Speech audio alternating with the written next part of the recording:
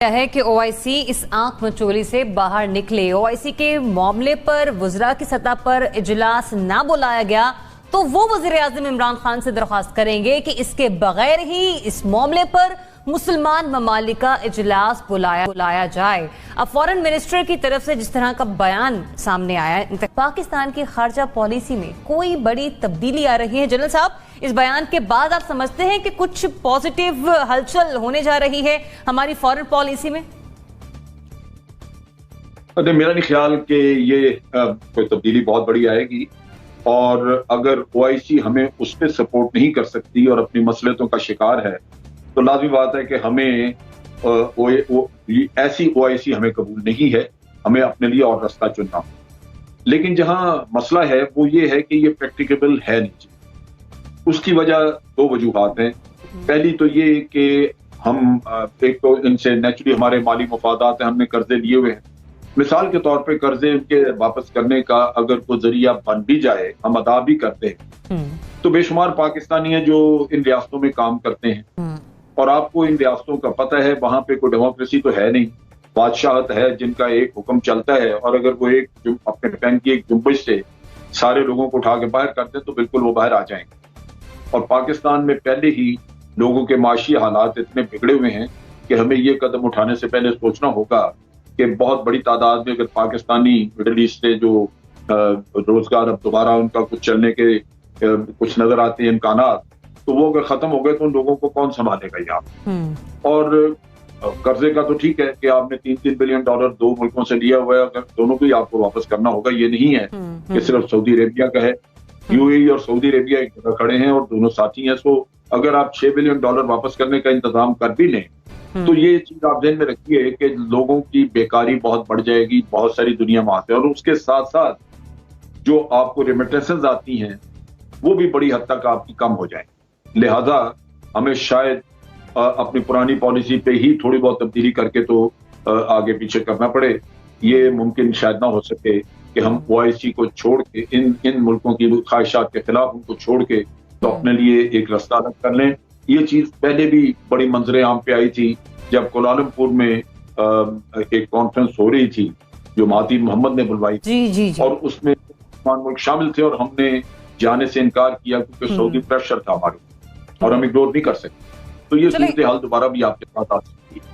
मैं यहीं से पॉइंट एक ऐड करूंगी। आपने सऊदी प्रेशर की बात की कोलालमपुर कॉन्फ्रेंस के हवाले से। चूंकि हम मकरूज हैं, ये आपका जुमला मैं ऐड कर रही हूँ, इसलिए हमारी हैसियत ओआईसी को टक्कर देने की नहीं। नासिर चौथाई साहब, सऊदी अरब से कैश की मद में मिलने वाले 3 अरब रुपए के कर्जे में से पाकिस्तान वक्त से पहले ही 1 अरब रुपए की अदायगी कर चुका है। ये मिनिस्ट्री ऑफ फाइनेंस और स्टेट बैंक ऑफ पाकिस्तान की तरफ से खबर सामने आई है। जी, $3 अरब, ठीक है। उसके बाद हम समझते हैं कि जो शाह महमूद कुरैशी साहब का बयान है उसको भी उन्होंने मद्देनजर रखा होगा, और हम किसी बेहतरी की तवक्को कर सकते हैं खारजा पॉलिसी में किसी बड़ी तब्दीली की।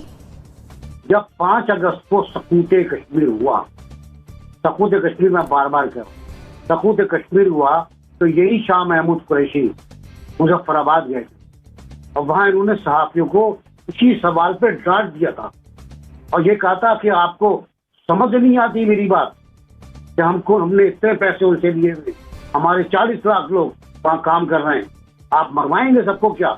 आप लोग जर्नलिस्ट हैं क्या है? ये शाह महमूद कुरैशी का स्टाइल था। और आज वो कल किसके कहने पे ये बात कह रहे थे मुझे नहीं पता। दूसरा ये कि चल उसूली बात है, मैं मान लेता हूँ कल ने इसको आप वो 6 अरब वापस कर दे, तो जो जनरल साहब ने बिल्कुल सही कहा कि जो लाखों लोग वापस आएंगे फिर यूएई से और कुवैत भी है, कुवैत से और सऊदी अरब से, उन्हें कहाँ खपाएंगे? आप तो लोगों को निकाल रहे हैं। 71,000 तो कल गए आप निकालने के लिए, उससे पहले और लोग निकाल चुके हैं आप। तो लोगों को निकालने की मुहिम, वहां से लोगों को लाने की मुहिम आप किस तरह करेंगे? अगर कुछ करेंगे तो बहुत बड़ा मुआवजा होगा। तीसरी बात मैं कह रहा था कि जब आप ओआईसी के मुल्कों से हटकर प्रो पाकिस्तान खारजा पॉलिसी के लोगों को तलब करेंगे, ममालिक को बुलाएंगे, तो वो कितने होंगे बीबी? महातीर मोहम्मद अब मलेशिया में नहीं, अब उनका मुखालिफ ग्रुप तो खाली तुर्की होगा ना, एक आध कोई और आ जाएगा, मुमकिन उज्बेकिस्तान आ जाए, मुमकिन है ताजिकिस्तान आ जाए, मुमकिन है हमारा आजाद कश्मीर भी जो स्टेट है वो आ जाए। कितने लोग आएंगे आपके पास इस कॉन्फ्रेंस के अंदर? कभी सोचा? थोड़ा सोच समझ के बात करें। कल तो उन्होंने वाकई हद कर, कल तो जो कुछ लोग जुमले कहे वो एक वजीरा खारजा की शान नहीं थे। अब वो आप से कहते रहते हैं विदाउट सऊदी अरब। क्या आपका खुमार है, क्या आपका गुरूर है? किस बात पे गुरूर? आप यार कश्मीर में तो जवाब दे नहीं सकते। आप कहते हो जंग ऑप्शन नहीं है। मैं कहता हूँ जंग ऑप्शन है, लेकिन हम जंग नहीं करना चाहते। हम जंग नहीं करना चाहते, जंग ऑप्शन नहीं हो। ओके फाइन गुड, ये तो सही है, लेकिन हम जंग के मुतामिल नहीं हो सकते। ये जुमला तो बिल्कुल ही गलत है, और यह खारजा पॉलिसी का जुमला भी नहीं है। तो मेरी समझ में नहीं आ रहा कि हम खारजा पॉलिसी की किस सिमत में जा रहे हैं, कहाँ जाना चाह रहे हैं। ओआईसी आपको छोड़नी है, छोड़ दें ओआईसी आप, इंडिया पहुंच जाएगा वहां पर। इंडिया बैठा हुआ और बड़ी सबसे बड़ी मुस्लिम पॉपुलेशन उसके पास। रजा साहब, एनबीसी फरमा रहे हैं कि आलमी सियासी हैसियत हमारी ऐसी नहीं है, स्पेशली अगर हम इकोनॉमिकली अपने आपको देखें कि हम दुनिया की आंखों में आंखें डालकर खड़े हो सकें। फिर फॉरेन मिनिस्टर का ये बयान, आप समझ रहे हैं कि कोई बेहतरी की कोई बड़ी तब्दीली आ रही है इस खारजा पॉलिसी में?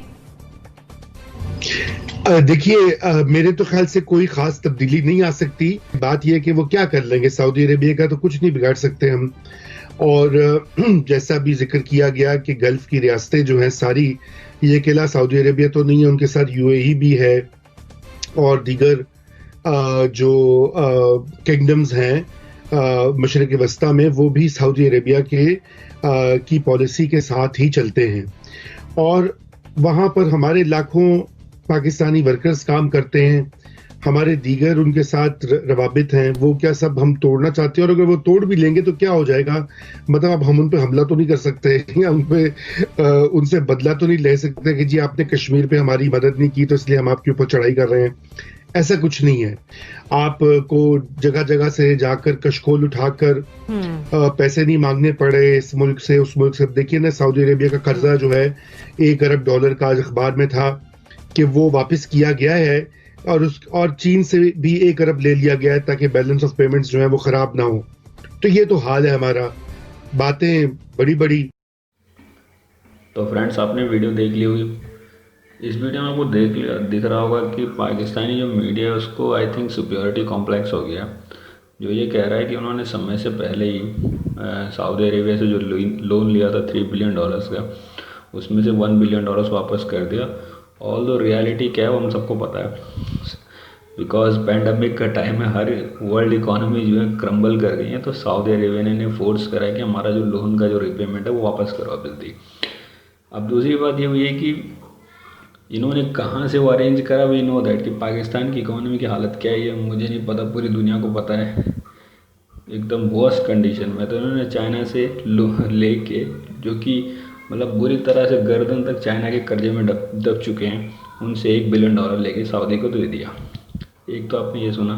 दूसरी में इन्होंने अपने इनका जो foreign minister Shah Mahmood Qureshi, I think उसको अलग ही प्रॉब्लम हो रही है।